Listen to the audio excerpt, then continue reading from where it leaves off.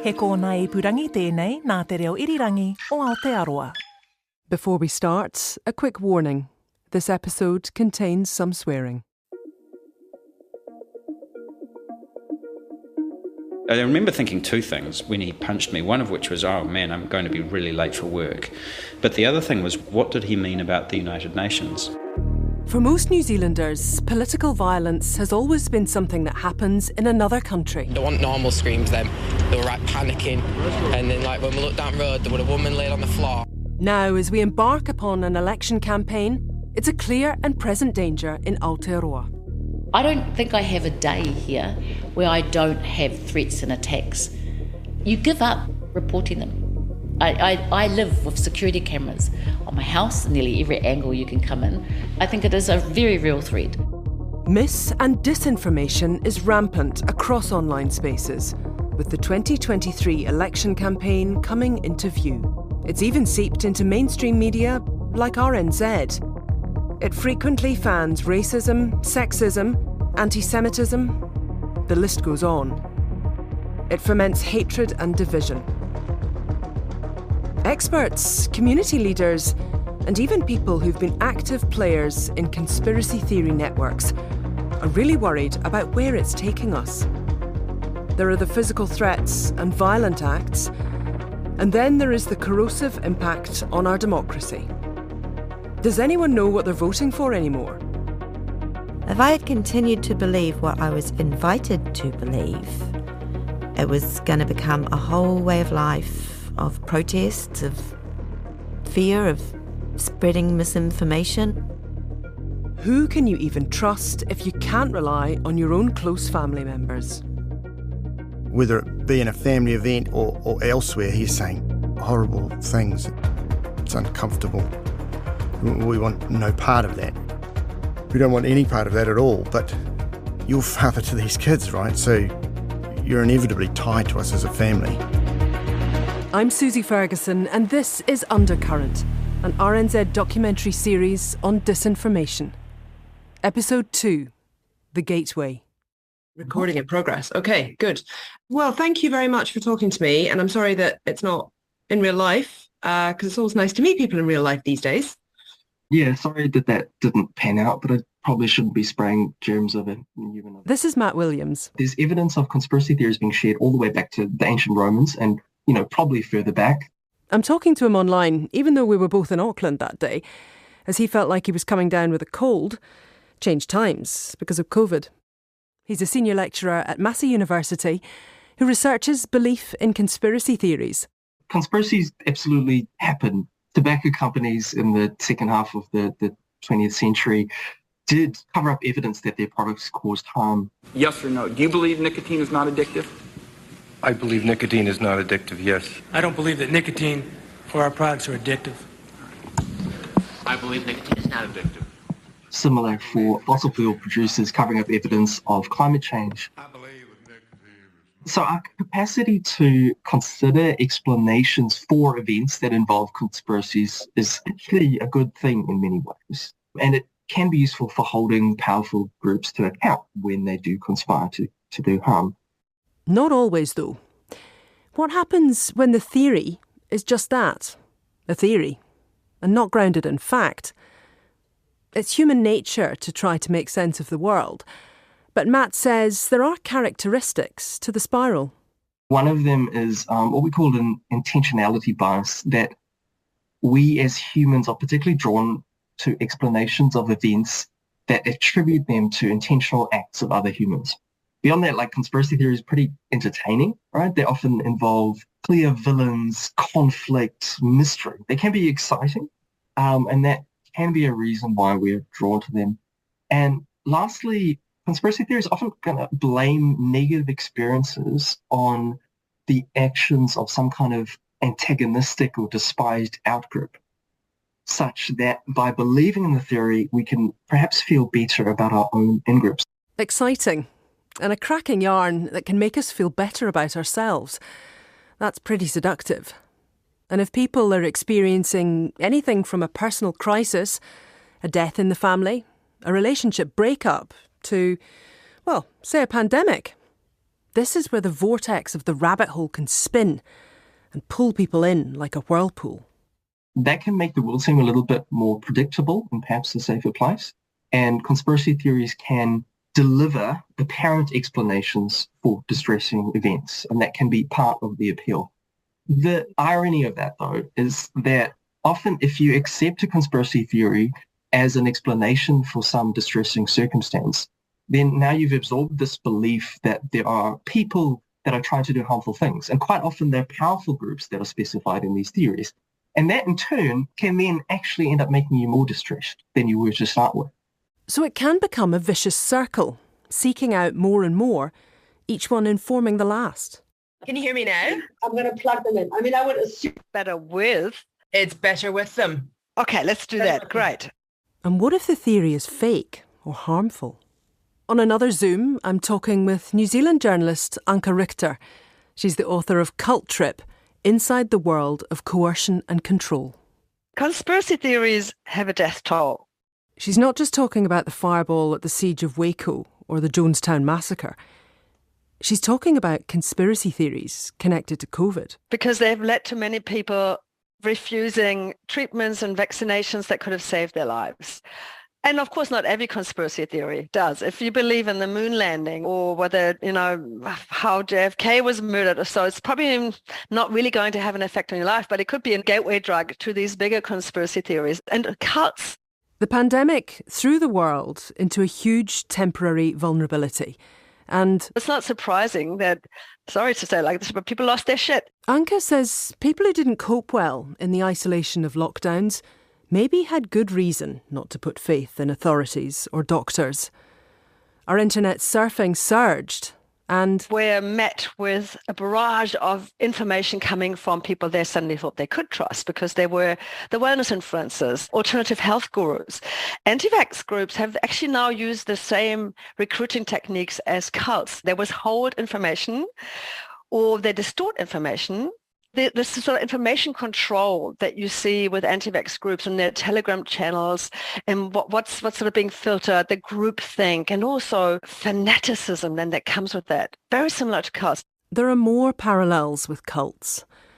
As the pandemic progressed, a handful of people quickly gained followers and influence across different social media channels. They congealed ideas about wellness with paranoia, creating what sociologists have called conspirituality. Cults create martyrs. Am I pronouncing this right? Martyrs? Martyrs. I am pronouncing that right? Still some English words after all these years I suddenly struggle with. And so do these conspirituality movements and the harder anti-vaxxers, the ones that put themselves out there and then they're being persecuted by the mainstream media and they become these heroes.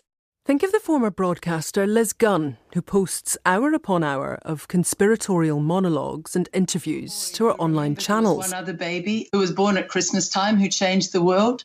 Is this another one of those? And the lawyer Sue Gray, who speaks and writes at length about legal matters relating to the conspiratorial topic of the day. Just as a delay can create risk for this baby. They both took centre stage on what became a global news story about a baby whose parents refused to accept a blood donation for their child unless it was from a person unvaccinated against COVID-19. But they've still got the little sweetie pie right there that we can see on screen. You think, what is driving these people? This goes way beyond your usual activism because you believe in something. This is like a religious fervor. That's the cultic part. So it's not about can people leave or not, or do they all live in a compound together and do they all wear the same garb?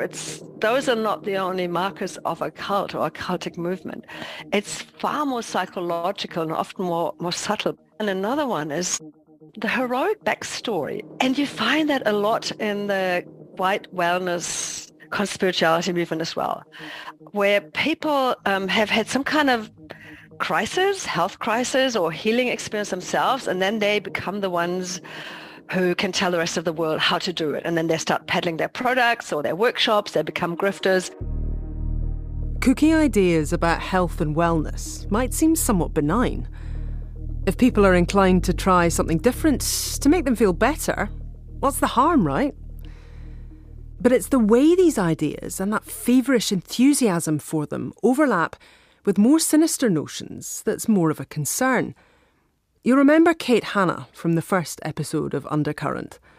She's director of the Disinformation Project. She suggests the tactic of community bridging is being used purposefully to overlap far-right ideologies in Aotearoa with the rest of the disinformation space here. A side order or taster of white supremacy with the main of COVID denialism or anti-mandate communities, if you like. She says people are being actively targeted. It's an absolutely reasonable description of what's going on at the moment. And it's radicalisation that's harder to see because it starts from really normative cultural prejudices, racism and misogyny. And so we're swimming in a soup of those things already and them getting worse or the heat getting higher in the lobster pot. It's really hard to identify, but we have these moments where we can identify them, and it is radicalisation. There have been a few of these moments since the pandemic began. In March, British anti-trans activist Kelly J. Keane-Minshall, aka Posy Parker, visited New Zealand. She had intended to speak at an event in Auckland, but cancelled after counter-protesters outnumbered her supporters. Days of angry, violent online rhetoric surrounded the event, before and afterwards. A lot of it came from what Kate Hannah calls the disinformation community focusing on trans people and their allies. Because we are seeing more and more New Zealanders prepared to use language that they wouldn't have used about people 5 years ago. And language, people love to say things like sticks and stones won't break my bones. But language is the first indicator of genocidality. It's genocidal because it's about the eradication of a particular group of people. The Disinformation Project's Sanjana Hatotua, also from the first episode, is from Sri Lanka. He grew up during the civil war between the Sinhala and the Tamil people. Because I've grown up in the midst of terrorism and war, I would say that no, we don't quite know and still understand what drives an individual to do extreme harms. What we do know, though, very clearly, are signals. The torture of animals, the dehumanization, the language, the misogyny, the rhetoric, the mimetic use. We know this from Rwanda. We know this from the language that prefaced a genocide. We know this from Myanmar and the Rohingya. Where Facebook's accused of aiding and abetting genocide because the algorithms amplified hate speech, substantially contributing to the atrocities in 2017, according to Amnesty International. And the Rwanda reference? That's further back in history, to 1992, where Hutu politicians and people continually reduced the Tutsi tribal members in the country to cockroaches. That dehumanising language led to the deaths of 800,000 people.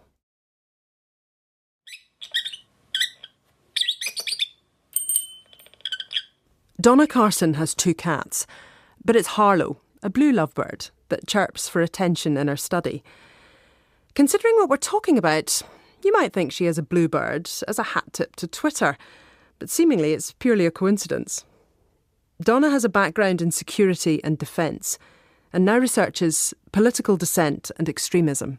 It's about white superiority, whites should run the world, like Jewish people need to be, I guess a term that a lot of other supremacists use that I've seen is remigration, which is a polite word for genocide, and that's how they play with language. And so if you're an observer to that and you don't know what that means, you think, oh, that's not a very nice idea, but, and you wander on, but you don't know the undercurrent underneath it. So that's how they get away with peddling one policies or kind of upholding Western culture or, what's wrong with being white, those kind of Trojan horse campaigns as they're known as.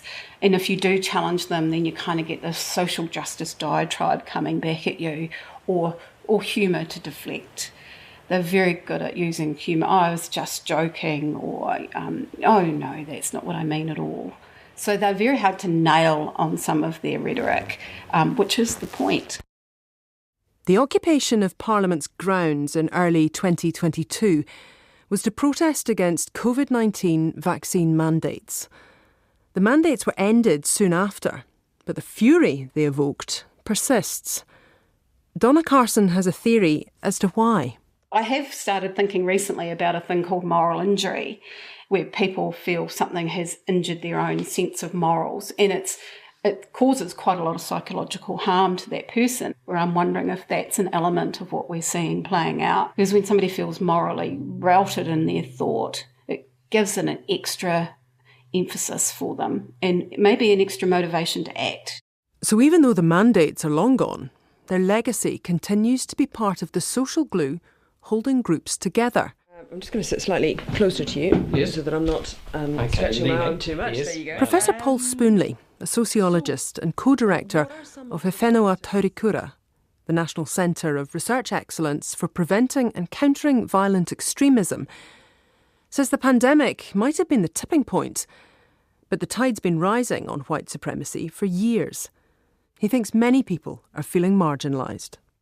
There's a sociological term called ontological security, and it's how we gain security because of having a sense of who we are and having confidence that that will guide us, that will help us navigate social, cultural and economic life. What I would suggest is that we've moved, for many in our community, into a space of ontological insecurity. They are feeling very, very unrecognised. They are feeling that the world is moving on. And these are where people are saying, this country is white, this country is British, and I'm now talking about New Zealand. Why are we giving so much attention to and resource to Māori? Why do we have to recognise Muslims in this country? They are not part of this country. Why are we adopting all of these policies to recognise the rainbow community, the trans community, gender rights, or ethnic and Indigenous rights in New Zealand? And so there's a community that's been around for a very long time. You saw it through the 1980s in terms of support for white South Africa, or support for relations with apartheid South Africa in terms of rugby. And it's gained a more modern form. And of course, Trump gave voice to that. We have some bad hombres here, and we're going to get them out. They're bringing drugs. They're bringing crime. They're rapists. I want surveillance of certain mosques, okay? If that's okay. I want to build a wall. We need the wall.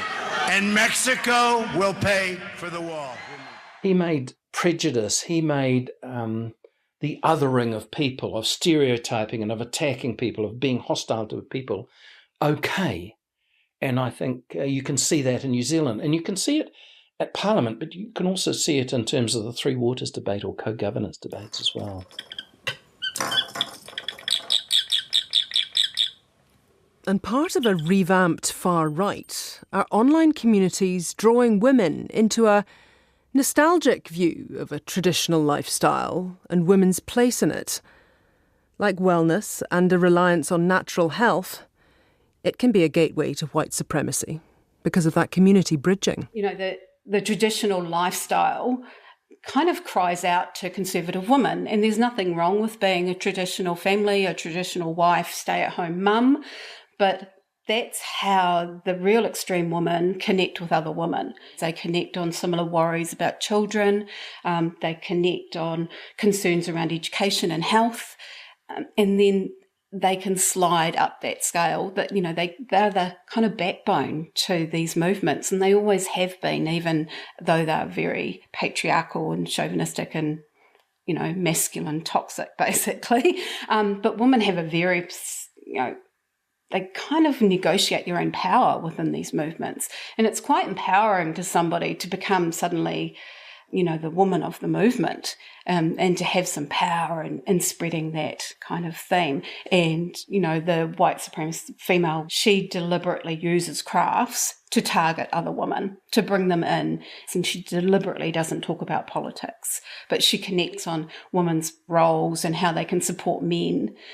So anti-feminism has become a major kind of cornerstone or subculture, which women can use to recruit other women, or they can use it to kind of get the attention of men in the movement. And they don't see that as being misogynistic. They don't see it as being toxic. They kind of reframe it as chauvinistic, as caring, as women taking the burden off men so that the men can go out and provide, which is, it sounds lovely and fluffy if you use the right language and use the right imagery, but it's quite dangerous. The imagery seen on social media is usually white, Pākehā. Gender's seen as binary, and while not explicitly fascist, can give rise to racism, homophobia and transphobia. It's a way of laundering the far right to catch another group of people in the rip. You might be thinking, this doesn't sound like the kind of thing that can happen here. Think again. There are indicators that white supremacy could be falling onto very fertile ground. There are over 750 followers of far-right Facebook pages per 100,000 internet users in Aotearoa, compared with around 400 in Australia and under 250 in either the US or the UK, according to a report commissioned by the Department of Internal Affairs. And those figures are from 2020, before this torrent. Whenever the weather is this bad, the internet here is pretty awful. Let me try one more internet channel. The internet does not want us to have this kōrero. This is Tina Ngata, Māori Indigenous human rights activist. I will be very thankful but very surprised if we get through this year being an election year without somebody getting seriously hurt or worse. She's based in Tairāwhiti, and the aftermath of Cyclone Gabrielle made travel to her rohe pretty tricky. So we meet online on a pretty ropey connection instead of kanohi ki te kanohi. A lot of the people that are at the greatest risk right now, they're the ones that are actually doing the work that I would see government as being responsible of doing in terms of standing up to hate. So a perfect example is that our immigration policies allowed somebody... She's talking about Posey Parker. Somebody who was closely associated to hate groups and has been spreading messages of hate herself into the country, which then created the potential for great harm to take place. And it has actually heightened, and it remains at an increased level now, even though they've gone. Tina's clear on who she's most worried about. It is people who are outspoken against hate forums in the first place, particularly forums around, white supremacy, issues around transphobia, Islamophobia, and all of those spaces also include strong anti-Semitic themes as well. So, the hate particularly towards marginalised women and transgender communities is rife at the moment. I'm really worried, particularly if you are sitting at an intersection of those spaces. So we have a number of people who sit at the intersection of those spaces who are Indigenous, are trans or women or people of colour, and they also are outspoken. And the more intersections that you sit at, the higher risk that you face. And while the visit of anti-trans activist Posey Parker held the mainstream media gaze for a few days, the ripple effect was much longer and larger in the social media world. Growth continues of New Zealand disinformation pages on Facebook, up to almost 1.3 million likes on the latest count, according to the Disinformation Project. And its research shows the most prolific accounts generated over 1.5 times more engagement per post than content published by mainstream journalism.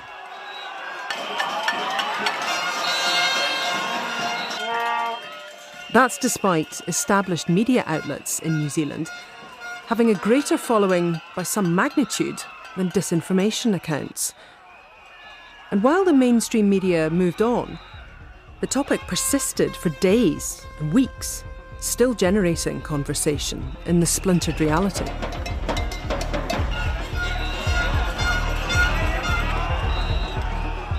Next time on Undercurrent. And within that group, they'd go on about QAnon, what now has become like the anti-trans agenda, exposed to what I now see as conspiracies.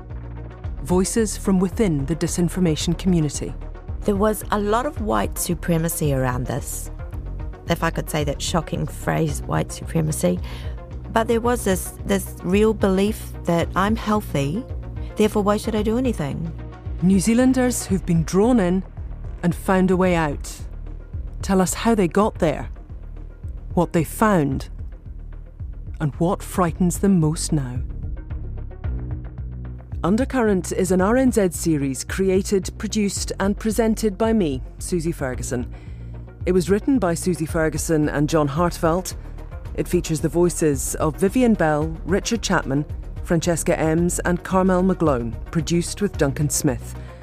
The studio engineers are William Saunders and Mark Chesterman. The executive editor is John Hartfeldt. For more information and resources, visit our website rnz.co.nz/undercurrent.